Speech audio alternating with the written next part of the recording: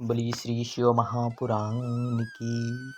ब्रह्मा जी बोले, हे नारद, इस प्रकार शिव जी को पाने के लिए जब माँ पार्वती ने बहुत दिनों तक कठोर तप किया, तब भी भगवान देवदेवीश्वर भगवान शिव प्रकट नहीं।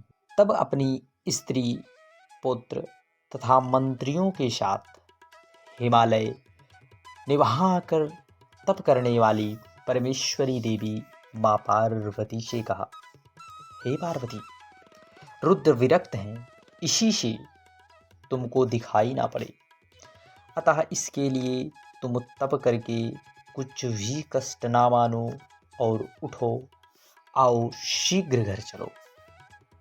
तुम्हारा इस रुद्र से क्या प्रयोजन है, जो काम को पहले ही चला चुका है। निर्विकारी शिव तुम्हें ग्रहण नहीं करने आवेगा, फिर तुम उसकी प्रार्थना क्यों करती हो। जैसे आकाश में स्थित चंद्रमा को कोई ग्रहण नहीं कर सकता, वैसे ही शिव जी बड़े दुर्गम है। इस प्रकार मैना सती ने भी पार्वती को बहुत समझाया और सत्य मेरुमंदर और मैनाक ने भी समझाया तथा क्रोचादिक पर्वतों ने भी अनेक हेतुओं से आतुर रहित पार्वती जी को समझाया।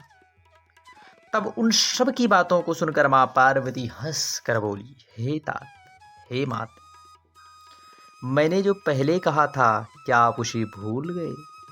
मेरी तो यह प्रतिज्ञा है कि चाहे उन्होंने कामदेव को भस्म कर दिया हो या चाहे वे कितने भी विरक्त क्यों ना हो गए हों, परंतु मैं भक्तवत्सल भगवान शंकर जी को अपने तप के प्रभाव से अवश्य प्रसन्न करूंगी।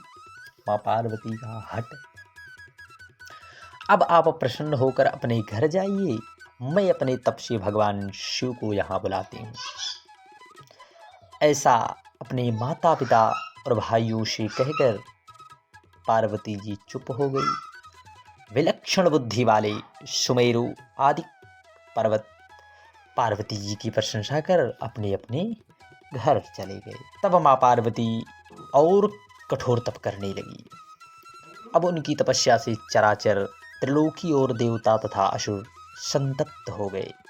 इंद्रादिक देवता ब्रह्मा जी के से विचार कर मुझ ब्रह्मा की शरण में आए। बड़ी स्तुति की, मैंने हृदय में शंकर जी का स्मरण कर पार्वती के तप पर विचार किया।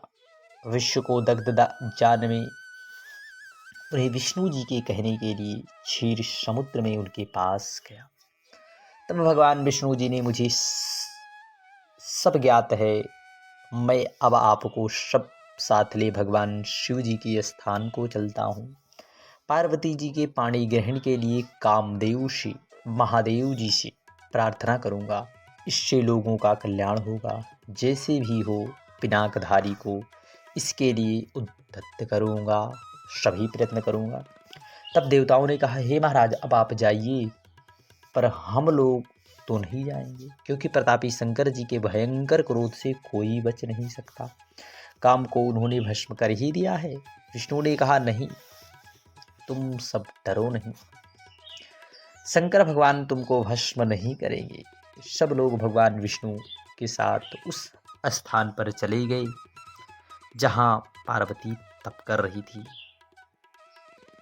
उन्हीं साक्षात सिद्धि स्वरूपा समझ सबने उनकी प्रशंसा की। फिर भगवान शंकर जी के स्थान पर गए। देखा तो योगासन पर बैठे हुए परमेश्वर शंकर अपने गणों से परिवेष्टित हैं। फिर तो सिद्धों, मुनियों और देवताओं तथा विष्णु सहित मैंने भगवान शंकर को प्रणाम कर वेदों और उपनिषदों के सूत्रों से युक्त उनकी बड़ी स्तुति की।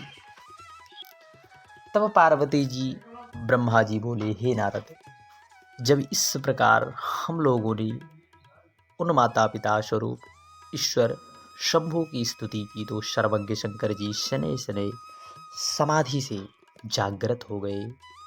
हे हरि ब्रह्मादिक देवता, तुम लोग मेरे पास किस लिए आए हो, उसका क्या कारण है। यह सुनकर सब देवताओं प्रसन्न हो भगवान विष्णु का मुख देखने लगे। तारकासुर के उपद्रव की बात कहे उनसे देवताओं का कष्ट पाना आदि कहकर उद्धार करने की बात भी कही कि यह तभी हो सकता है जब आप अपने दाहिने हाथ से गिरजा का पानी ग्रहण स्वीकार करेंगे। वह महाभगवती पार्वती आपके लिए कठिन तप कर रही हैं। यह सुन विष्णु जी प्रसन्नता से कहा, अच्छा मैं अब आपके लिए कार्य के लिए गिरजा देवी को अवश्य स्वीकार करूंगा। सब सकाम होंगे। दुर्गा जी का पानी ग्रहण होने से वे कामदेव को जीवित करावेंगी। देवताओं के हित के लिए ही मैंने कामदेव को भस्म किया था। अब वह महत कार्य होगा। अब आप लोग हटना करें, तप से क्या नहीं हो जाता। अब आप लोग भी जाकर कठिन तपस्या कीजिए। ऐसा कहकर सभी चले गए। काम रहित तपस्या की सफलता प्राप्त कराती हैं। काम ही नरक का द्वार है। काम से क्रोध, क्रोध से मोह, मोह से तप का नाश होता है। वृषभध्वज महादेव जी देवताओं से ऐसा कहकर फिर समाधि लगा ली।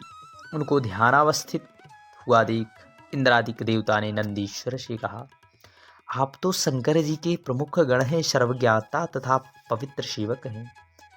हम आपकी शरण में आए हैं। हमें कोई उपाय बताइए कि किस प्रकार भगवान प्रसन्न हो सकते हैं।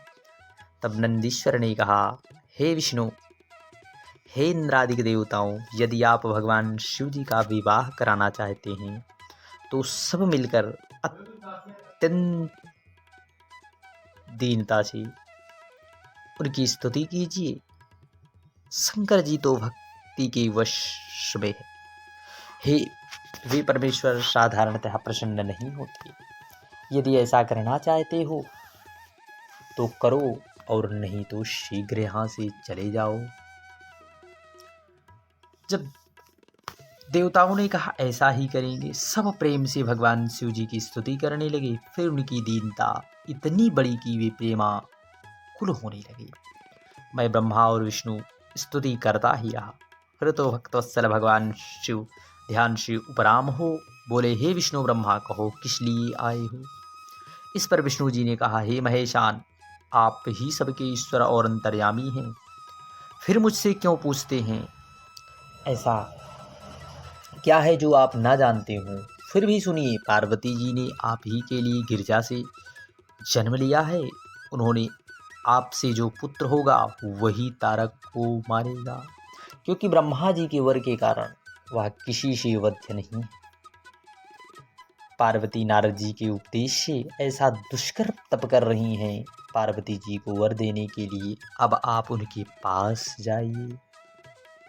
हम सब शीघ्र ही उनका विवाह देखना चाहते हैं। रति को आपने जो वरदान दिया था, अब उसका भी समय आ गया है, उसको भी आप सफल कीजिए। ऐसा कहते हुए सब देवता शंकर जी को प्रणाम करते हुए उनके सामने जा बैठे। तब शिव जी हंसकर बोले, हे विष्णु आदित्य देवताओं, यह तुम लोग क्या कहते हो। विवाह करना ही तो मनुष्य का दृढ़ बंधन है, जिसका मुख्य नाम निगड़ बंधन है। स्त्री संग ही तो सबसे बड़ा कुसंग है। सबसे उद्धार हो सकता है, पर स्त्री संग रूप से नहीं। परंतु यह सब जानते हुए भी मैंने तुम्हारी प्रार्थना स्वीकार की है और निश्चित है सफल होगी। भक्तों के अधीन तो एक मैं ही हूँ, तभी तो मैं सबके कार्यों में तत्पर रहता हूँ। इसी से तो मुझे अनुचित कर्ता कहते हैं। हलाहल तक मुझे पीना पड़ा। मुझे विहार की आवश्यकता नहीं, किंतु तारकासुर से उपस्थित दुखों को मैं अवश्य हरण करना चाहता हूँ। पुत्रोत्पत्ति के लिए मैं अवश्य ही गिरजा से विवाह करूँगा। तुम निश्चिंत होकर जाओ। ऐसा कहकर भगवान हर अपने भवन में चले गए। विष्णु आदिक देवता अपने लोक को प्रस्थान कर गए। बोली शिव महापुराण की जय।